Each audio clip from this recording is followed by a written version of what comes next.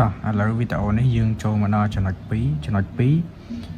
រៀនពីការបូកដកប្រភេទដែលមានភាពបែងខុសគ្នាអញ្ចឹងបូកដកប្រភេទដែលមានភាពបែងខុសគ្នាយើងដឹងហើយថាដើម្បីបូកដកប្រភេទដែលមានភាពបែងខុសគ្នាបែបហ្នឹងយើងត្រូវតម្រូវភាពបែងរួមសិនហើយដល់ពេលភាពបែងវាដូចគ្នាហើយបានយើងធ្វើការបូកដកភាគយករក្សាភាពបែងទុកនៅដែរឥឡូវយើងមើលលំហាត់កនេះ3 លើ 4 បូកនឹង2 លើ 3 អញ្ចឹងភាពបែងវាខុសគ្នាជាងអាចបូកបានទេយើងត្រូវតម្រូវភាពបែងឲ្យដូចគ្នាសិនអញ្ចឹងរបៀបងាយយើងយកភាពបែងមកនេះយកភាពបែងគុណគ្នាមកយក4គុណ3វាយើងបានភាពបែងរួមហើយ4គុណ3អញ្ចឹងលំហាត់កហ្នឹងភាពបែងរួមវាគឺ4គុណ3ឥឡូវយើងមើលប្រភេទ3 លើ 4 នេះវាមាន3 លើ 4 ហើយអញ្ចឹង4នេះភាពបែងវាត្រូវគុណ3 4គុណ3 3ដែលជាភាគយករបស់វានេះក៏ត្រូវគុណ3ដែរអញ្ចឹងយើងបង្កើតបាន3គុណនឹង3ហើយគេថាសញ្ញាបូករក្សាសញ្ញាបូកកន្លែងនេះទុកនៅដែរអញ្ចឹងបូកនឹង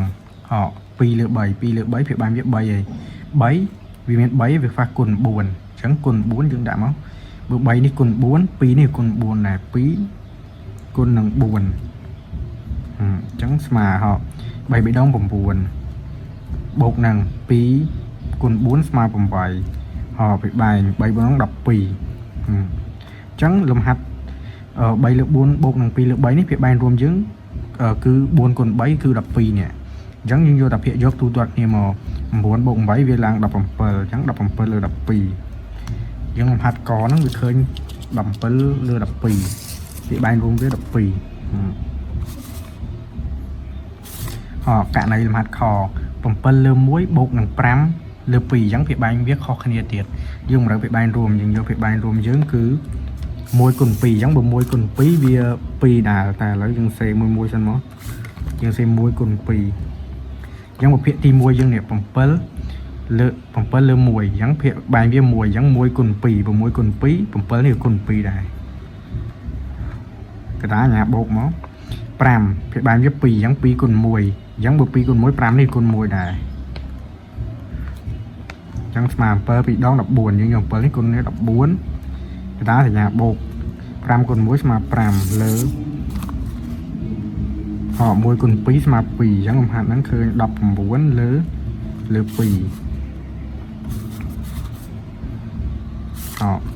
ដល់លំហាត់ក4 លើ 3 បូកនឹង5 លើ 7អញ្ចឹងភាពបែងវាខុសគ្នាទៀតអញ្ចឹងយើងតម្រូវភាពបែងរួមវាយកភាពបែងរួម3គុណនឹង7បានឲ្យយកអានេះគុណនេះមកយើងយក3គុណ7អញ្ចឹងប្រភេទ4 លើ 3នេះវាមានភាពបែងរួម3ហើយវាខ្វះគុណនឹង7អញ្ចឹងបើភាពបែងគុណនឹង7វាយកក៏គុណនឹង7ដែរអញ្ចឹងយក4គុណ7បូកនឹងអានេះ5ភាពបែងវាមាន7ហើយខ្វះគុណ3អញ្ចឹង5ក៏គុណ3ដែរ5គុណនឹង3អញ្ចឹងវាស្មើភាពបែងរួមមកដែរមក7 3 ដង 21 7 4 ដង 28យកអានេះគុណគ្នា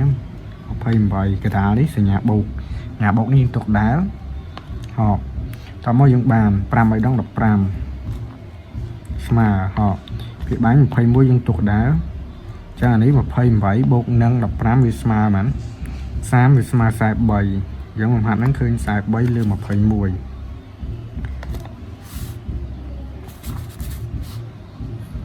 ចូលករណីលំហាត់ខ5 លើ 7 5 លើ 7 ដកនឹង3 លើ 2ភាពបែងខុសគ្នាទៀតអញ្ចឹងតម្រូវភាពបែងរួមយើងយក7គុណ2អញ្ចឹង5 លើ 7ដោយសារភាពបែងវាគុណ2ភាគយកវាគុណ2ដែរអញ្ចឹង5នេះក៏គុណ2ដែរហើយតាសញ្ញាដកនេះគឺនៅញ្ញាដកដែរហើយនេះ2គុណ7 2គុណ7 3នេះគុណ7ដែរអញ្ចឹងសរសេរមក3គុណនឹង7ស្មើ5 2 ដង 10នេះ7 3 ដង 21លើ7 ដង 14ដក21អានេះ10សញ្ញាវិជ្ជមានសញ្ញាបូកអញ្ចឹងយកលេខទូទាត់គ្នាសញ្ញាតាមលេខដែលធំអញ្ចឹងសញ្ញាដកអញ្ចឹងឃើញដក11 លើ 14អញ្ចឹងហាន់ឃើញបែបហ្នឹងអានេះករណីភាពបែងរួមយកភាពបែងប្រភេទគុណគ្នាបើយើងសាកចូលលំហាត់ងមកលំហាត់ងយើងមាន3 លើ 2អញ្ចេះដកនឹង1 លើ 5 បូកនឹង4 លើ 7អញ្ចឹងយើងត្រូវរកភាពបែងរួមមកវាគឺ យក2គុណ5គុណនឹង7មកយកភាគបែងគ្រប់តួហ្នឹងយកមកដាក់ចូលគ្នាទាំងអស់មកអាហ្នឹងវិធីធម្មតាងាយៗអញ្ចឹងយើងមើលប្រភេទយើងទី1 3លើ2វាមានភាគបែង2ហើយវាខ្វះគុណ5គុណ7អញ្ចឹង3នេះគឺគុណនឹង5គុណនឹង7ហើយ3នេះអញ្ចឹងយើងសេមក3គុណនឹង5គុណ7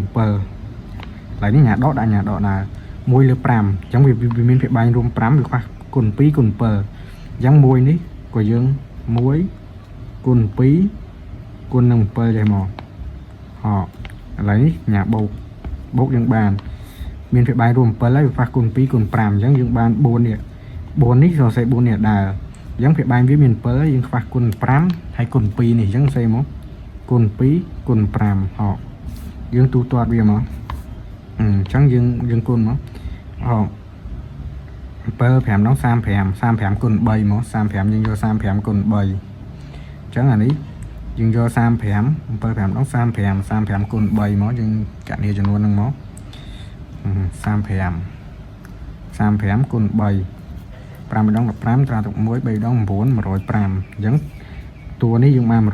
នេះតួនេះយើងបាន105ហើយកថានេះញ៉ាដកទុកដាល់1គុណ2 2 7 ពីដង14ដក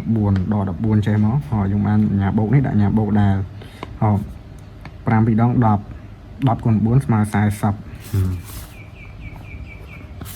លើ5ពីដង10នេះភាគបែងវា5គុណ2ស្មើ10 10គុណ7ស្មើ70អញ្ចឹងយើងស្មើទៀតអានេះយើងមាន105នេះមុខវាញ៉ាវិជ្ជមាន14នេះញ៉ាដក40នេះញ៉ាបូកអញ្ចឹងយើងយកវិជ្ជមានបូកមួយវិជ្ជមានមកចាំយកមកដកមួយ14អញ្ចឹង105បូកនឹង40យ៉ាង145ដកនឹង10 14ដក14អញ្ចឹងលើ70ស្មើ145ដក14វាឃើញប៉ុន្មានឃើញ100យក145ដកនឹង14ចេញ5ដក4សម1 4ដក1សល់3អញ្ចឹងវាឃើញ131លើ70អញ្ចឹងលំហាត់ហ្នឹងធ្វើតាមរបៀបហ្នឹងគឺយកពាក្យបែងរួមរបៀបហ្នឹងអាហ្នឹងរបៀបងាយឥ